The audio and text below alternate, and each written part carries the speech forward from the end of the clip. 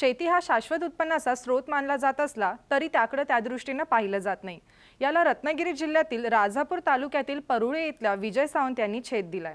दाट जंगल आणि दगडांचा खच असलेला भाग साफ करून 1 एकर क्षेत्रात आले लागवड करीत त्यांनी शेतीकडे शाश्वत उत्पन्नाचे स्रोत म्हणून पाहिले आहे। सुधारित तंत्राचा वापर करून त्यांना 1 एकर मधल्या आले पिकापासून 12 ते 15 टन उत्पादन मिळणार आहे। सावंत आल्याचं बेणं परिसरातल्या शेतकऱ्यांना विकणार आहे। या विक्रीतून खर्च वजा जाता 5 लाख रुपयांपर्यंतचा निव्वळ नफा त्यांना मिळणार आहे। आज आपण विजय सावंत यांची आले शेतीची यशोगाथा पाहण्यासाठी रत्नागिरी जिल्ह्यातल्या राजापूर तालुक्यात जाऊया।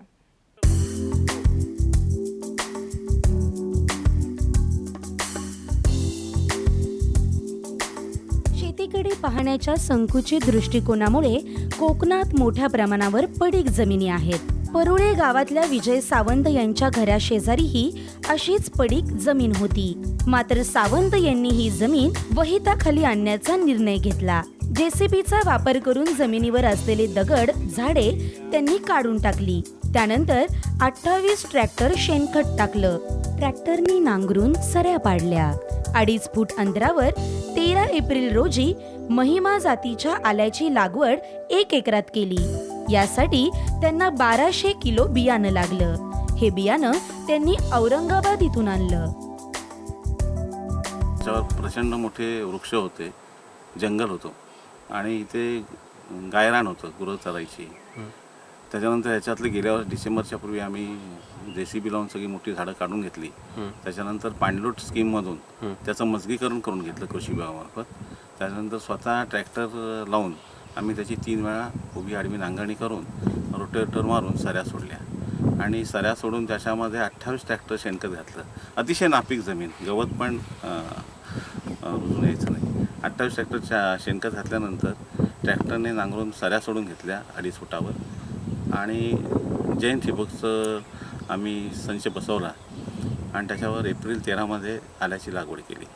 ह्या लागवडीसाठी आम्हाला 1200 किलो आल्याचं बियाणं लागलं। माझे मित्र कृषी भूषण सर्जेराव पाटील म्हणून आहेत, त्यांनी आम्हाला औरंगाबादमधून हे बियाणं माहीम जातीचं बियाणं उपलब्ध करून दिलं। त्याची भट्टी लावली आणि 13 एप्रिलला लागवड केल्यानंतर त्याच्यामध्ये 1 टन निमोनी पेंट, युरिया, सुफला, DAP हे औषधाचे डोस देऊन, खताची डोस देऊन त्याचं खत लागवडीपूर्वी टाकून दिलं। आल्याला पाणी आणि खत देण्यासाठी सावंत यांनी ठिबकचा वापर केलाय। 1 महिन्यानंतर खतांची आळवणी केली। दर 1 महिन्यांनी खतांचे डोस दिले। तसंच आल्यावर रोग आणि किडींचा प्रादुर्भाव होऊ नये यासाठी दर 15 दिवसांनी कीटकनाशकांचा वापर केला। खत आणि पाण्याचं योग्य नियोजन केल्यानं आता 5 महिन्यानंतर आल्याचं पीक एकदम चांगलं झालंय। 1 महिन्यानंतर पुन्हा खताची आळवणी दिली। असे 3 डोस 3 महिन्यामध्ये देऊन आत्ता पुन्हा फवारणी आणि औषध फवारणी आणि कीटकनाशक फवारणी वारंवार करावी लागते 15 दिवसांनी। आणि हे आता आल्याचं रोप 5 महिन्याचं झालेलं आहे। डिसेंबरपर्यंत हे आल्याचं रोप सेटिंग होईल। आता सेटिंग सुरू झाले आल्याला खाली, त्याची भरणी झाली। भरणी झाल्यानंतर सेटिंग सुरू होईल। सेटिंग सुरू झाल्यानंतर डिसेंबरमध्ये आल्याचं पूर्ण हे पीक मृत अवस्थेत जाईल। वरचा जो हिरवाचा हा आहे पाला, तो हळूहळू वाढत जाईल। त्याच्यानंतर आम्ही त्याच्यावर कोकण भूषण ही अतिशय आधुनिक आपली चवळीची जात आहे, त्याचं टोकण करून घेणार आहोत। त्याला नायट्रोजन मिळेल आणि मार्चमध्ये आपण आल्याचं उत्पन्न बाहेर काढणार आहोत। सावंत यांना डिसेंबरपर्यंत आल्याच्या पिकांचं उत्पादन मिळणार आहे। 1 एकरमधून किमान 12 ते 15 टन उत्पादन मिळण्याची त्यांची अपेक्षा आहे। सावंत यांनी हा प्लॉट बियाण्यासाठी तयार केलाय। आजूबाजूच्या परिसरात बियाण्यासाठी आले विकण्यात येणार आहे। त्या विक्रीतून त्यांना 9 लाख रुपयाचं उत्पन्न मिळणार आहे। 4 लाख रुपयांचा खर्च वगळता 5 लाख रुपयांचं उत्पन्न त्यांना मिळणार आहे। सावंत यांनी आल्यामध्ये सुरुवातीला भेंडी, मिरची, तूर यांची सुद्धा लागवड केली आहे। बियाण्यासाठी प्रामुख्याने आपण हा प्लॉट केलेला आहे आणि त्याच्यासाठी लागणारे बियाण्यासाठी लागणारे अतिशय दर्जेदार प्लॉट इथे निर्माण व्हावा या शेतकऱ्यांना इच्छा इथे चांगलं पद्धतीचं बियाणं उपलब्ध व्हावं. 12 ते 15 टन ॲव्हरेजने हे आमचं उत्पन्न मिळेल आणि नाही म्हटलं तर 7.5 ते 8 लाखापर्यंत आपलं हे ॲव्हरेज जाईल असा माझा अंदाज आहे. 4-4.5 लाख रुपये माझा ड्रीपपासून सगळा जो खर्च झालेला आहे, बियाणं आहे, त्याच्यामध्ये आत्ता आपला सगळा निव्वळ खर्च वजा जाऊन मला 5-1 लाखाचं नेट उत्पन्न मिळू शकेल. सावंत यांनी 1 एकरात सेलम जातीच्या हळदीचीही लागवड केली आहे. हळदीचं बियाणं 300 रुपये किलोप्रमाणे विकलंय. त्यापासून त्यांना 5 लाख रुपयाचं उत्पन्न मिळालंय. दुसरी गोष्ट अशी आहे, इथे आपल्या कोकणामध्ये रानडुकरांचा प्रचंड त्रास आहे, परत इतर प्राण्यांचा त्रास आहे. आल्यासाठी हा त्रास जाणवत नाही. आपण भात शेती केली तरी त्याच्यामध्ये रानडुकरांचा मोठ्या प्रमाणात त्रास होतो, उपद्रव होतो. मात्र आल्यामध्ये अशा पद्धतीचा कोणताही त्रास उपद्रव होत नाही.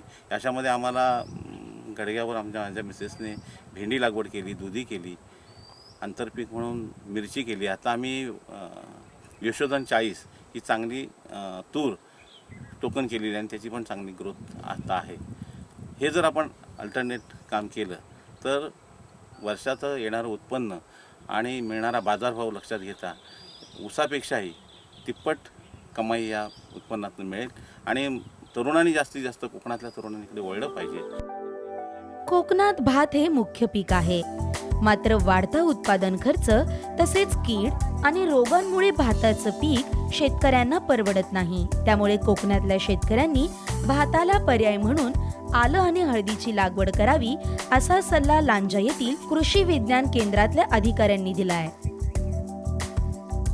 शेतीमध्ये वातावरण बदलामुळे मोठ्या प्रमाणावरती पिकामध्ये किंवा उत्पन्नामध्ये घट आढळून येते आणि त्याचप्रमाणे त्याचा जर आपण विपणनाचा किंवा मार्केटिंगचा विचार केला तर भाताला जे काही सध्या बाजारभाव मिळतो आहे तो त्याच्या उत्पादन खर्चाच्या तुलनेत अत्यल्प असा मिळतो. तर त्या दृष्टीने जी काही वेगवेगळी नगदी पिकं आहेत त्यामध्ये आलं, हळद किंवा ही कंदवर्गीय नगदी पिकं आहेत किंवा आपली भाजीपाल्यासारखी पिकं आहेत की ज्यांना बाजारपेठ चांगल्या पद्धतीची उपलब्ध आहे आणि त्याच्यामधून नगदी पिकं किंवा नगदी उत्पन्न देखील चांगल्या पद्धतीचं मिळू शकतं. तर अशा पिकांकडे शेतकऱ्यांनी वळावं. कोकणातलं वातावरण आलं आणि हळद लागवडीसाठी योग्य आहे.